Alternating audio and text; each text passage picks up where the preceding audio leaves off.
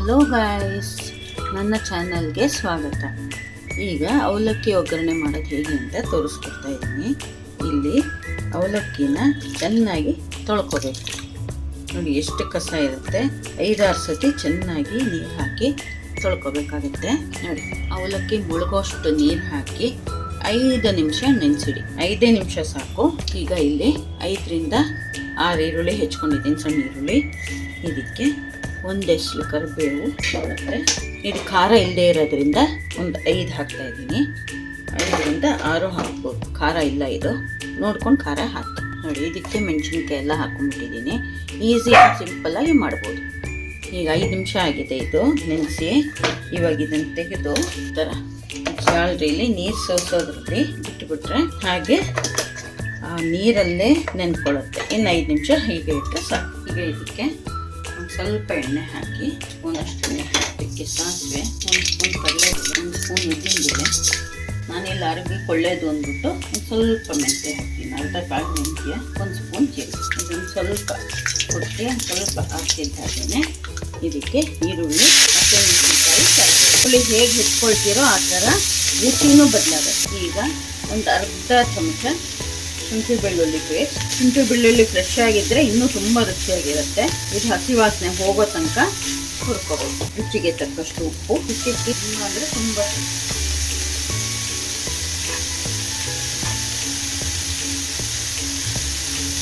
ಸ್ವಲ್ಪ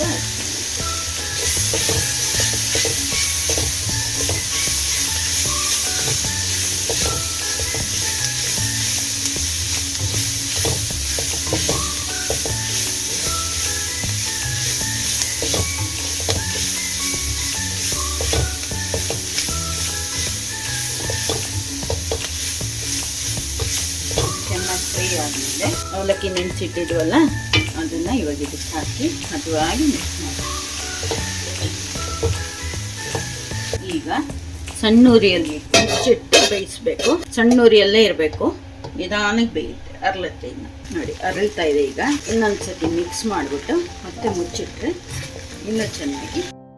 ಈಗ ಎಷ್ಟು ಚೆನ್ನಾಗಿ ಅರಳಿದೆ ನೋಡಿ. ಇದು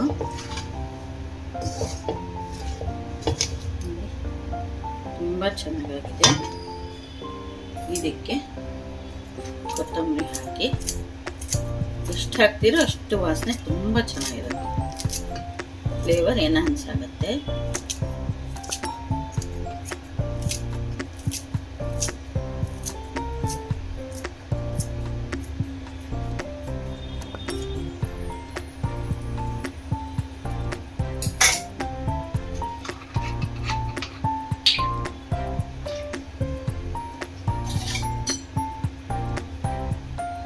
ಈಗ ಮೇಲೆ 1ರಿಂದ 2 ಸ್ಪೂನಷ್ಟು ನಿಂಬೆ ರಸ ಹಾಕಿ ಹದವಾಗಿ ಮಿಕ್ಸ್ ಮಾಡಿದ್ರೆ ಅವಲಕ್ಕಿ ready. Only for bachelors and beginners. Thank you, bye. ಈಗ ಎಷ್ಟು ಚೆನ್ನಾಗಿರಲಿದೆ ಅಂದರೆ ಇದು ತುಂಬ ಚೆನ್ನಾಗಾಗಿದೆ. ಇದಕ್ಕೆ ಕೊತ್ತಂಬರಿ ಹಾಕಿ, ಎಷ್ಟು ಹಾಕ್ತೀರೋ ಅಷ್ಟು ವಾಸನೆ ತುಂಬ ಚೆನ್ನಾಗಿರುತ್ತೆ. ಫ್ಲೇವರ್ ಎನ್ಹಾನ್ಸ್ ಆಗುತ್ತೆ. ಈಗ ಮೇಲೆ 1ರಿಂದ 2 ಸ್ಪೂನಷ್ಟು ನಿಂಬೆ ರಸ ಹಾಕಿ ಹದವಾಗಿ ಮಿಕ್ಸ್ ಮಾಡಿ ಅವಲಕ್ಕಿ ready. Only for bachelors and beginners. Thank you, bye.